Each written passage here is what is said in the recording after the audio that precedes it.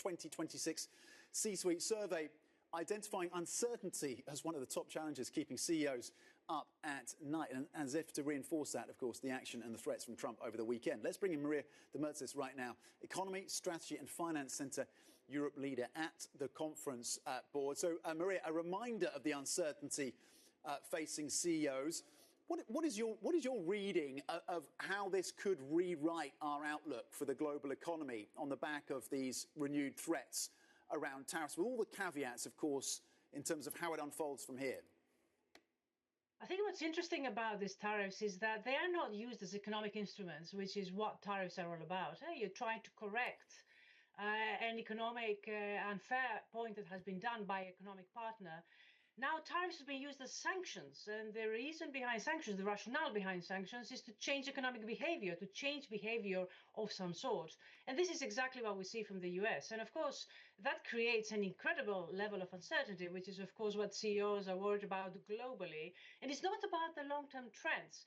They're worried about the uncertainty that we face from day to day, which is, of course, preventing CEOs from making any decisions in the long run. And that, of course, is a huge problem for businesses. What is it doing in terms of constraining investment decisions then, Maria? Oh, it's totally paralyzing CEOs from making investments. They're worried about having to increase prices. They're even worried about financial planning and what new business model they're going to have to look for in order to generate profits this year. So this is really fundamental affecting fundamentally the operations of businesses across the world, but certainly in Europe as well. Good morning to you, Maria. How would you expect Europe, as we watch first President Trump, what he had to say over the weekend, and now watch Europe for a response, how would you assume Europe is going to respond to this? I think things are going to get tough, actually, moving forward. In the previous tariffs, there were a number of voices that were asking for the European Union to use what is called here in Brussels a bazooka, which is the anti-coercion instrument. And it can actually be a bazooka. I think those voices are coming back to say, I told you so. And I think there is a lot of arguments now that we should be using this anti-coercion instrument, which is effectively going to penalize US firms from actually operating in the EU.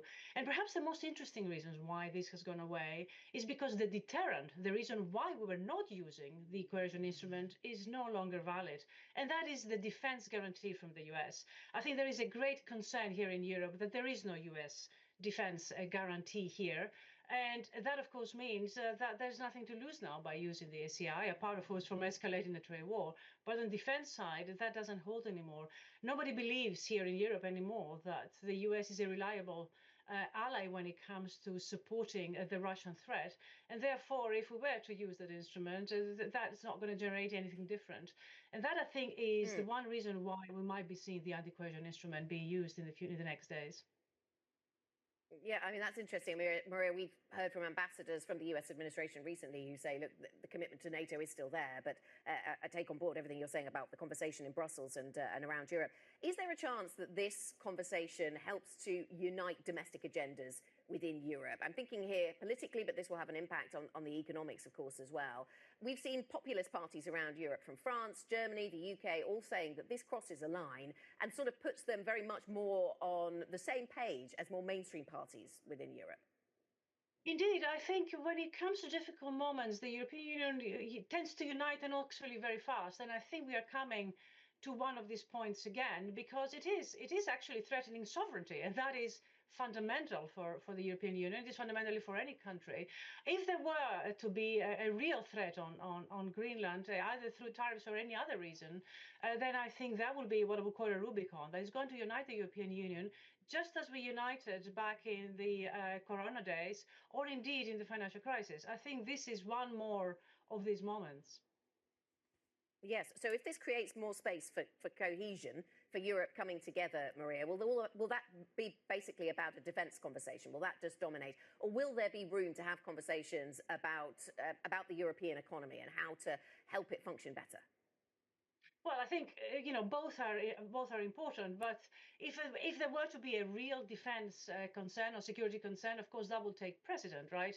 And the question is, can we move faster in Europe? I think we have started the conversation in the defense. We are doing things jointly. I think we can do a lot more by either spending more together or by organizing a joint army. I think that conversation will only become more crucial in the coming days, of course, depending on what the US position is and, of course, what Russia does. I think the economy will remain in the minds of everybody, given that we're still not at war, at least not an actual war. But I think defense will always take precedence. Maria, if we do get to a scenario where this is an EU-US economic trade war, does the EU lose? Well, it certainly doesn't gain because nobody does. I think there won't be any winners from trade war. There will only be losers. The question is who loses more and therefore who backs out more. The European Union is a very big open economy, and the US-EU relationship is the biggest economic relationship, trade and investment. I think both parties will lose a tremendous amount, but given that the EU is bigger and more open, it probably will lose more. I think that is just a fact, and it is a reflection of the model that the European Union had used in the past, which is, open economy, big, long supply chains, and a multilateral system that helps that. If that unravels, I think the EU will lose more than the US. Maria, from your conversations with CEOs and the surveys that you do, it seemed as if April last year, the business community really thrown by the tariffs that were put in place. But as the year went on, there seemed to be a sense talking to business leaders that maybe they were adjusting to a new normal, which was more volatile. There was a lot more policy risk out there and political risk. Does this set us back? How do you think this will be interpreted by businesses? Oh, I don't think actually that businesses ever thought that this was the end of it. You see it in the reflection on the uncertainty, in the way that they're organizing their business decisions for the coming year. I think 2026 would just be as much about tariffs as 2025 was. And business leaders are preparing for this. They cannot plan easily, and they know that this will be as a turbulent year as it was last year.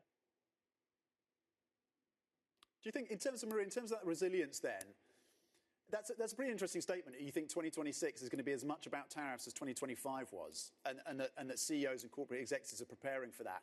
Because to Anna's point, we have seen that relative resilience in terms of these companies being able to adapt and find new markets and absorb some of the cost. What is the breaking point for corporates on this tariff and trade uncertainty? I'm not quite sure what you mean by breaking point.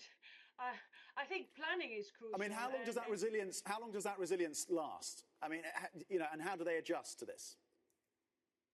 The adjustment to this, I think, is through looking for new business models. And I think that is what they're telling us. Some of the resilience will also come through having to increase prices. They're worried about that. And of course, that will have knock-on effects on inflation and, of course, on monetary policy. But I think that is very real now. They will be passing. This 2025 was a year that business leaders didn't necessarily pass on the cost of the consumer. I think 2026 will be different. They will pass the cost of the consumer, simply because that feeds into the resilience that you're talking about. It's the only way that they can actually survive some of the shocks that they're finding. But looking for new business models, that was actually something very interesting about this survey, that they're needing to rethink financial planning. They're needing to rethink which markets are we going to reach out to. Everything is up in the air and everything's up for redesign.